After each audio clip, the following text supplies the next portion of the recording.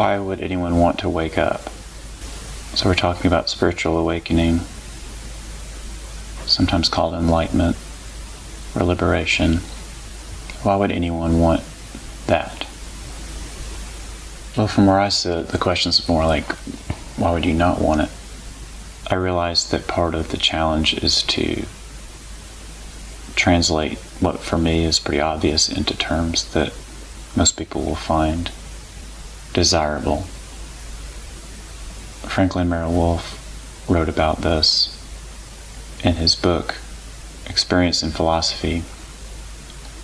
There's a section called Addendum on the High Indifference, where he basically says that the highest state that he realized, that he called the high indifference, was, I'm going to use my own words here, but for most people that he would work with, well, he said they either didn't understand it, or if they did understand it some, they were appalled. Actually, he doesn't go into detail about why they would be appalled by it. My sense is that, like the wars and the suffering and all of that, from the perspective of the high indifference, all of that, basically, I wouldn't say it doesn't exist, because that would sound nihilistic. It's more like it would be no more significant than, I would say it would be like a dream that you're having, and you wake up and realize it wasn't real. It's actually more independent than that, in the sense that it's pretty much impossible to put into words. Its nature is such that it is literally impossible to put into words. And the question might arise, is that value of what Franklin calls the high indifference, is that translatable into human terms that would be desirable for people? No, it's not. Not in practical terms, like I'm hungry, I don't want a sandwich. There's nothing, it's utterly foreign to that, in a really wonderful sense. I don't mean foreign like alien or other, it's more like independent. I use the word absolute sometimes. It means that it doesn't depend on anything else. It's utterly what it is, and there is nothing else. He actually says it's indifferent to bliss and its opposite. People want their suffering. Of course they want freedom and happiness and bliss and whatever else, but they want their suffering.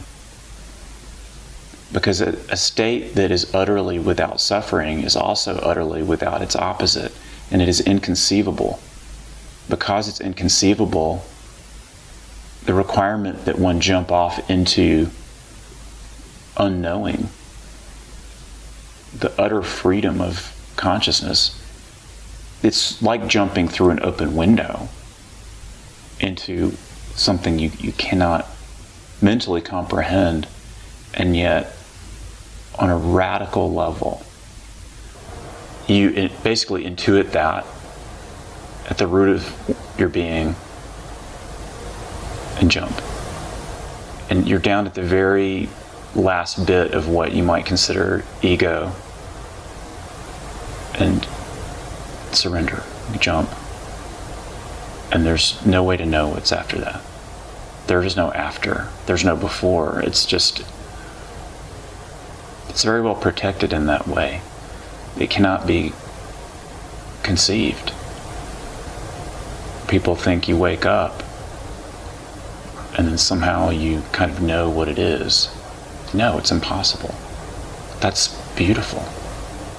If you could know what it was before you jump, why would you want it? You would have it already, because it would be your mind. And it would include suffering and yeah, bliss or happiness. People are appalled because they want their suffering. Everything goes. So if you make the transition to put love first, it's love of truth. It's one thing. It's love of that which is, sometimes called God with a capital G, which I don't think is a very useful term because it conjures an image of a a very large, muscular, bearded man on a throne in the sky somewhere, like Michelangelo's version. It's nothing like that. It is simply truth itself, that which is. So if a lie is what is not, truth is what's left after the lies go away. And everything is a lie. Because when I said everything, there's a concept of things, but it's a concept of things. It is not the thing itself. It is a concept in my mind about the thing. And to the degree that I live in my conceptualization of reality, I'm living in the mind, not in reality. There's nothing wrong with celebration and enjoying life. It's just if you really want to wake up, you have to let all of it go. We confuse the mind with reality.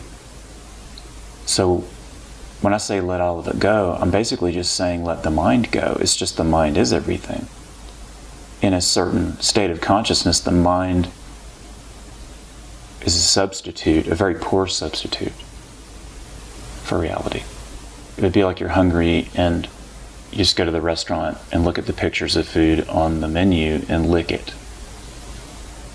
And that's your meal. It is not satisfying. Well, maybe a little bit. Depending on what your thing is. You know what I mean, though? Don't we want to live in the thing itself? What is it? You can't say. No one can. You find the most enlightened person possible. The greatest sage ever to walk the planet. And say, what is reality? And he or she will say, find that for yourself. The presumption is we don't know, and that's okay. That's where humanity is. We live in our mind. The mind has an individual and a collective nature to it. And it's all bullshit. But it's okay as long as you see that it's false and no longer live in your mind. You live from your being, which is truth itself as it's lived individually. It's who I am. It's also what is. So you have to let it all go. And I mean all of it. See, there's that little bit that we want to keep. It's like, I want to go to the party. I want to be part of this huge celebration. Let's say truth itself is something that's like a banquet. And everyone's there. And it's beyond your wildest ability to conceptualize. But it's basically awesome. Like, I want to go to that party. The only way you can go is if they kick you out. Because the one that you have in your mind is not the one that you go to. And as long as you're caught up in being at the party, you're basically walling it off in your head and living there. And you'll never get there if you do that. As long as you do that, you're trapped in your own thinking. Even the word you, in particular the word you, the self, the ego is the root of it. It's an attachment to a conceptualized self. And that's the last one to go. They say, okay, we're ready to go to the party. You've done all your work. Now we're going to kick you to the curb. Yes. Why is that? There is a realization that I'm going to follow truth until it leads to the very end of all suffering. And that includes me. When I say me, it would be like I'm putting it in air quotes. It's just my conceptualization. Who I am as being, who I think of myself as is, well, right now it doesn't really have any meaning. Self is necessary to live in the world. So that conceptualized self is necessary to live in the world. It's just once you're awake, it's like riding on water. As soon as it's there, it's gone. And it's beautiful because it doesn't last, just like everything else. It passes. And we don't cling to it, we allow it, and we realize that allowing of what is to be is our very way of being in the world. It doesn't judge, it doesn't cling. And in that sense, it's free. And it loves.